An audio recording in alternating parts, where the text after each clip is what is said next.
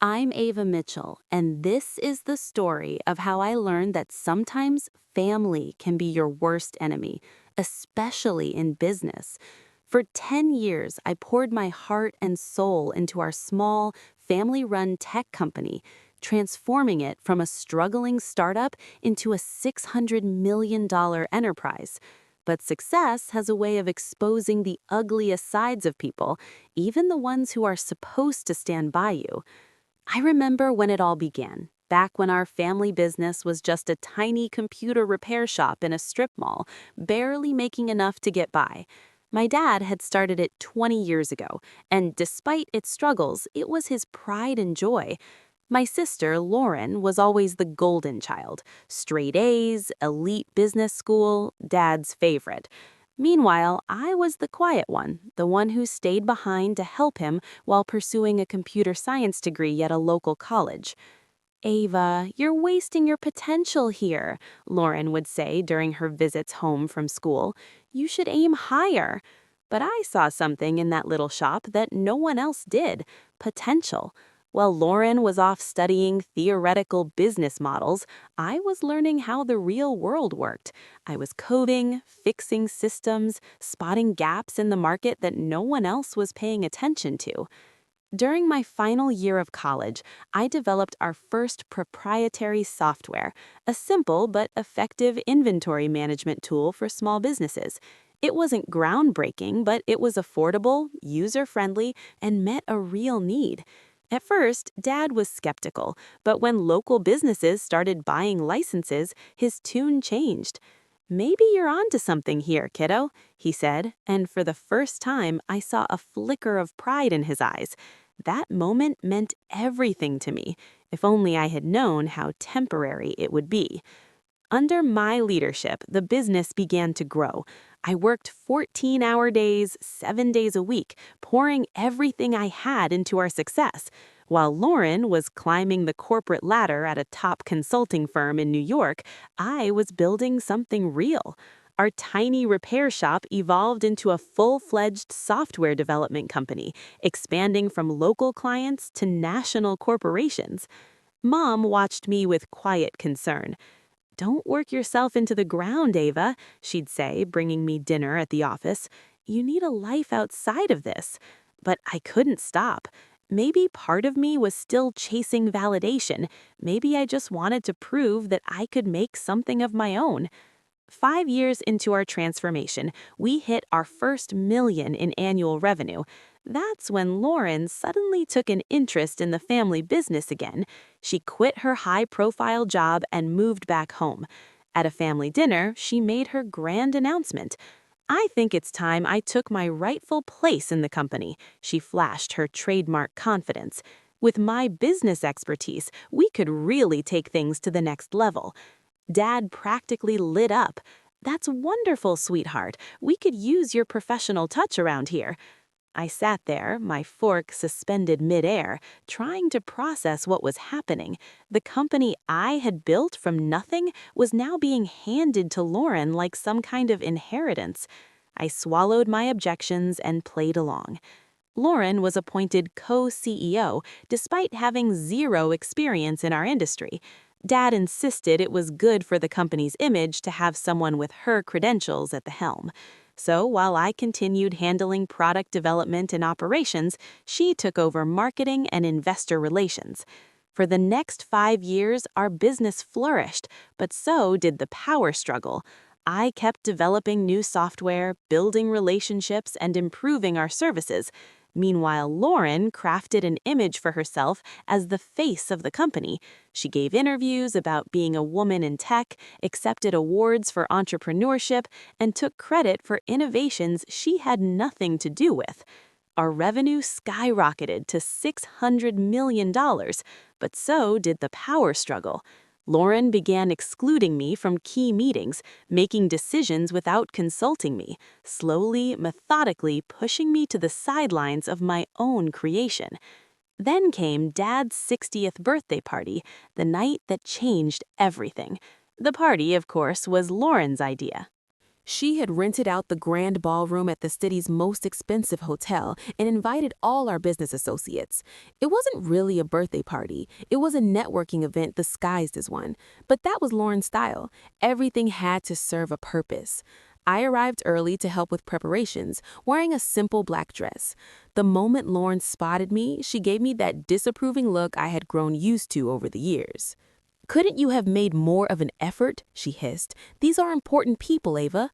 I ignored her and focused on greeting guests. The room quickly filled with business executives, investors, and family friends. Lauren worked the room like a politician, shaking hands and flashing her perfectly rehearsed smile. I, as usual, stayed in the background, making sure everything ran smoothly. Dinner was served, and just as I was starting to relax, Lauren clinked her glass for attention. I expected a typical speech, a tribute to Dad maybe, some nostalgic childhood memories. Instead, she dropped a bomb that shattered everything. "As we celebrate Dad's 60th birthday," she began, her voice confident and commanding, "I think it's time to announce some changes at Mitchell Tuck." My stomach twisted. Changes?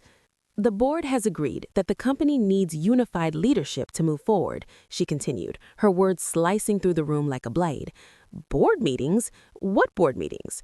"For too long, we've been held back by outdated thinking and resistance to change," Lauren went on, her eyes locking onto mine. "That's why, effective immediately, I will be taking over as sole CEO. It's time for certain elements that no longer serve our growth to step aside." A murmur rippled through the crowd. I sat there, frozen, as Lauren carried out her corporate execution in front of our entire network. "Some people," she added, her voice dripping with false sympathy, "are better suited for technical roles rather than leadership." She was talking about me, humiliating me. "My sister Ava has done an adequate job maintaining our legacy systems, but in today's fast-moving industry, we need vision, we need excellence. And frankly, Ava, you're just not cut out for this level of business." I turned to Dad, hoping he'd say something, stand up for me. But he just nodded along, a proud smile on his face. Mom, on the other hand, kept her eyes down, her hands trembling slightly on the table. Lauren wasn't done. "The truth is," she said, her voice rising for dramatic effect, "Ava, you are worthless in today's business world. Your outdated ideas and lack of formal business education have become a liability. It's time for you to step aside, gracefully."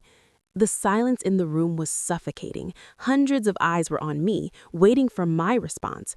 I could feel the pity, the judgment, the unspoken agreement with Lauren's words. Everything I had built, every late night, every sacrifice, was being stripped away in front of everyone. Slowly, I stood. My chair scraped against the floor, the sound slicing through the hush like a gunshot. Everyone expected a scene, maybe tears, a screaming match. Instead, I simply picked up my purse, walked over to Dad's table, and placed a small wrapped package in front of him. "Happy birthday, Dad," I said quietly. Then I turned and walked out, head held high, leaving behind the whispers, the stares, and the sister who thought she had won. That night, I sat in my home office, surrounded by awards and patents that bore my name. Lauren believed she had taken everything from me, but she forgot one crucial detail, something that would turn her moment of triumph into the biggest mistake of her life.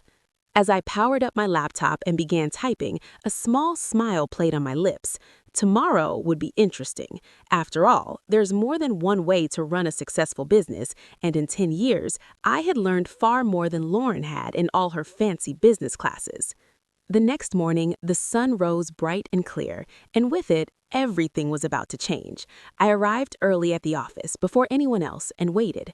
At precisely 9 a.m., Lauren strolled through the front doors with Dad beside her, both wearing triumphant smiles, smiles that were about to be wiped off their faces. "Ava," Lauren's voice held a mix of surprise and annoyance, "what are you doing here? I thought after last night you'd have the dignity to stay home." I smiled, remembering the email I had sent at 3 a.m. to every major client, partner, and employee of Mitchell Tech, just wrapping up some loose ends. "Sister here, but since you're here, we should probably talk about the company's future," I said. "There's nothing to discuss," Dad interjected, his voice firm. "Lauren's in charge now. The board has already approved it." "Ah, yes, the board," I said, pulling out my tablet. "Let's talk about that." I tapped the screen and the conference room's main monitor lit up with a document. You see, while Lauren was busy planning parties and giving interviews, I was actually building this company, and there are a few things you both seem to have forgotten. I pulled up another document, zooming in for emphasis. First, let me remind you that I own 51% of Mitchell Tech's shares. When we incorporated 10 years ago, Dad gave Lauren and me equal shares, 25% each, while keeping 50% for himself. But 3 years ago, when we needed capital for expansion, Dad sold me 6% of his shares. Remember that day? Dad, you were too busy attending Lauren's award ceremony to handle the negotiations yourself, so you signed the papers without reading them carefully. The color drained from both their faces. Lauren's perfectly manicured hands gripped the conference table. "That's impossible," she whispered. "Dad would never." "But he did," I interrupted, pulling up another document. "And that's not all." I clicked again, and another screen filled with legal filings. The core software that generates 80% of our revenue, it's not owned by Mitchell Tech. It's owned by my separate company, Innovate Solutions, LLC. Mitchell Tech only has a licensing agreement, which expires, I checked my watch, about 10 minutes ago. Dad collapsed into a chair, realization dawning on his face. "The renewal papers," he murmured. "The ones you asked me to sign last week. The ones I didn't read because I was too busy helping Lauren plan the party. I finished for you. Yes, those papers. I decided not to submit them." Lauren's face twisted in rage. "You underhanded little—" I cut her off smoothly. "You might want to hear the rest before you finish that sentence." I clicked again, and a flood of emails appeared on the screen. "While you were busy announcing my graceful exit last night, I was sending emails to our clients. You see, most of our major clients have personal loyalty clauses in their contracts. They signed with Mitchell Tech because of me, my expertise, my track record. Last night, I informed them of the leadership changes and my departure." I zoomed in, showing dozens of responses from our biggest accounts. "Would you like to know how many have already triggered their contract termination clauses?" I tilted my head. "Or how many of our top developers, who, by the way, are actually employed by Innovate Solutions LLC, not Mitchell Tech, have already accepted positions at my new venture?" Silence. Through the glass walls, we could see employees gathering, whispers spreading as they checked their emails. Lauren frantically pulled out her phone, her perfect composure cracking as she scrolled. "You can't do this." "You mean I can't take back what's mine?" I said calmly, "You thought you could just take over because you have an MBA and Dad's approval. You thought you could humiliate me in front of everyone and get away with it." I stood, smoothing my dress. "So here are your options." I let the weight of my words settle before continuing. Option 1, I walk away with my shares, my software, my clients, and my employees. Mitchell Tech becomes an empty shell, and you can explain to all those important people you invited last night why the company's value just dropped to 0 overnight. Dad's face aged 10 years in the last 10 minutes. Option 2, I continued, both resign. I took a deep breath and met their stunned expressions with a calm, unwavering gaze. I take full control of Mitchell Tech. You both keep your shares as silent partners, receiving dividends but having no say in operations. Lauren gets a nice severance package and glowing references for her next job, somewhere far away from here. Lauren's face turned an interesting shade of red. "You planned this all along, didn't you? You were just waiting for the right moment to stab us in the back." I let out a short laugh, devoid of humor. "No, Lauren. I spent 10 years trying to be a good daughter, a good sister, and the entire time you both took me for granted.